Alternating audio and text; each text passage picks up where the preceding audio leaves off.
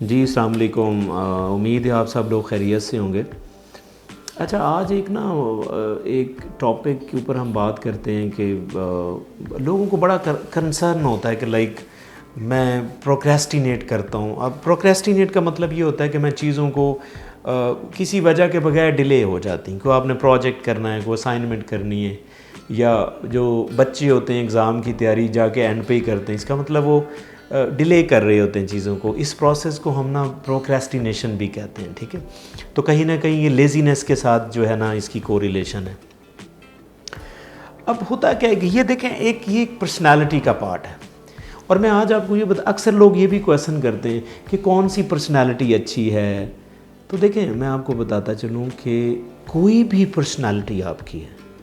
अब पर्सनैलिटीज़ की कई टाइप्स हैं, डिफरेंट ग्राउंड्स के ऊपर टाइप्स हैं। यानी जिस तरह आपने इंट्रोवर्ट सुना होगा, एक्सट्रोवर्ट सुना होगा, ठीक है, या बिग 5 पर्सनैलिटीज़ हैं, ओपननेस है, ठीक है, एक्सट्रोवर्जन है, ठीक है। इस तरह कई टाइप्स हैं, डिफरेंट बेसिस के ऊपर पर्सनैलिटीज़ की कई टाइप्स हैं। एक 16 टाइप्स पर्सनैलिटी टाइप्स की भी होती हैं, ठीक है, वो एक और बेस पे होती हैं। अब मैं अक्सर कहता हूँ कि कोई भी पर्सनैलिटी जो है वो आइडियल नहीं है।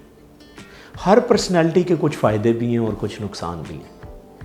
तो आपको ये पता होना चाहिए कि अगर आपकी ये पर्सनैलिटी है तो इसमें आप फ़ायदे क्या क्या ले सकते हैं। जब आप एक नियत करके उसमें करना चाहेंगे ना, तो आप बिलीव मी आपको बहुत फ़ायदा होगा।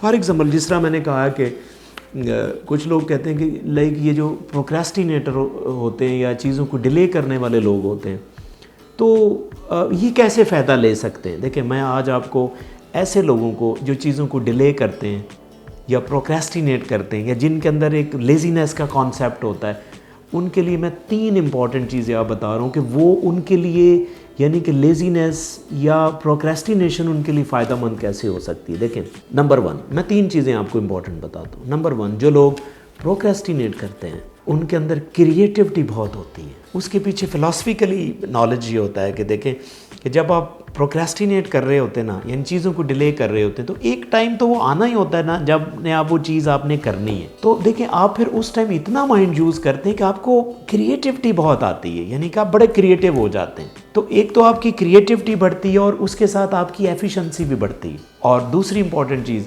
आपको आइडियाज़ बहुत आते हैं। देखिए, जब आप प्रोक्रेस्टिनेट कर रहे होते हैं ना, तो आप अलहदा होते हैं, फारिग बैठे होते हैं। जब आप फारिग बैठते हैं तो आपको आइडियाज़ बहुत आते हैं। आप देखें, आइडियाज़ तब तक आपको आ नहीं सकता जब तक आप अलहदा पुरसकून ना बैठें। तो ऑब्वियसली जो प्रोक्रेस्टिनेटर होते हैं उनका ये रूटीन का काम होता है, क्योंकि वो काम को डिले कर रहे हैं, अलहदा बैठेंगे। जब वो अलहदा बैठेंगे ना, तो बिलीव मी उनमें आइडियाज़ बहुत ज़्यादा आते हैं। तो अगर आपकी ये पर्सनैलिटी है तो काइंडली इस कंपोनेंट को आप यूज़ करें। और आप सोचेंगे भी, हाँ, आप सोचेंगे, जो लोग प्रोक्रेस्टिनेट करते हैं वो सोचेंगे कि हाँ यार, मुझे आइडियाज़ वाकई बहुत आते हैं, और आएंगे आपको। जो तीसरी इंपॉर्टेंट चीज़ है कि आपकी मेंटल वेलबींग बहुत अच्छी होती है, क्योंकि जब आप प्रोक्रेस्टिनेट चीज़ों को डिले कर रहे होते हैं तो आपको टेंशन नहीं होती, आप बड़ा रिलैक्स फील, आप पैनिक नहीं होते, आप में एंग्शियसनेस नहीं होती। आपको पता है कि आपने कर लेना है। और जैसे आप मेंटली स्टेबल रहते हैं, एंग्शियस नहीं होते, रिलैक्स रहते हैं, तो ये आपकी मेंटल वेलबीइंग भी बहुत रहती है। इसलिए मैंने आपको बताया कि 3 इंपॉर्टेंट, इसके अलावा और भी छोटे छोटे इसके बेनिफिट्स हैं, लेकिन मैंने आपको 3 इंपॉर्टेंट बेनिफिट यूज़ किए। इसका मतलब हरगिज़ कभी नहीं कि आप जानबूझ के प्रोक्रेस्टिनेट करें, लेकिन जिनकी ये पर्सनैलिटी है, जिनकी पर्सनैलिटी में ये चीज़ आती है, ऑब्वियसली वो ये तीनों चीज़ें एक्सपीरियंस कर रहे होते हैं।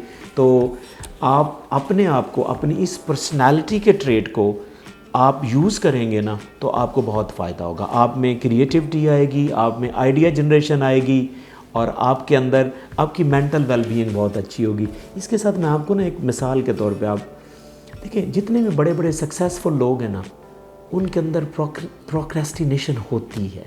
शायद दिस इज़ द रीज़न कि वो उनमें एक आइडिया आता है और आइडिया की वजह से सक्सेसफुल होते हैं। काइंडली यहाँ पे एक नोट कीजिएगा, मैं अक्सर कहता हूँ कि ठीक है, आपके काम में मेहनत बहुत ज़रूरी है, लेकिन आपको बहुत बड़ा आदमी बनाने के लिए ना शायद मेहनत इतनी ज़रूरी नहीं होती जितना आइडिया ज़रूरी होता है। आप जितने भी बड़े बड़े लोग देखें जिनकी ज़िंदगी में ब्रेक थ्रू है,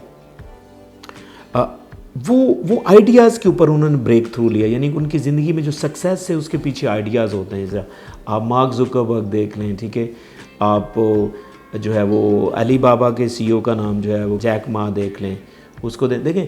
जैक मा ये कहता है कि आप अपनी पढ़ाई में ना एवरेज स्टूडेंट रहें, try to be average student. क्यों? कि जब आप एवरेज रहेंगे ना तो आपको कम मेहनत करनी पड़ेगी। जब आप कम मेहनत करेंगे तो आप कुछ टाइम अलहदा भी गुजारेंगे, रिलैक्स फील करेंगे, अलहदा बैठेंगे। जब आप अलहदा बैठेंगे तो आपको आइडियाज़ आएंगे। इसलिए मैं आपको कोट करता चलूँ, अक्सर ये आपने कोटेशन सुनी भी होगी कि बिल गेट्स भी कहता है। बिल गेट क्या कहता है? I choose a lazy person to do a hard job because a lazy person will find an easy way to do that. क्यों? कि वो एंड तक बैठा रहता है और अचानक जब बैठता है ना उसको आइडिया आ जाता है, वो जल्दी काम करके उठ जाता है। अक्सर आपने जो स्टूडेंट क्लास है वो सुन रही होगी, अक्सर बच्चे ऐसे होते हैं, आपको लगेगा ही नहीं कि यार वो पढ़ते हैं, लेकिन जब ग्रेड लगता है तो यार इसका ये ग्रेड कैसे आ गया। आपको पता नहीं कि वो एक साइड पे स्मार्ट वर्क करते हैं वो लोग, ठीक है, अपनी लाइफ को रिलैक्स भी करते हैं। और थोड़े टाइम में, जब आपके पास टाइम थोड़ा होता है, आपके पास आइडियाज़ बहुत आते हैं, automatically you will grab the ideas. हाँ, यहाँ पे मैं भी अक्सर कहता हूँ कि जो प्रोक्रेस्टिनेशन है ना, is a state of self discovery and idea generation. तो आप, अगर आपकी ये पर्सनैलिटी है तो आप इसको प्लीज़ पॉजिटिव वे में यूज़ करें। Thank you so much.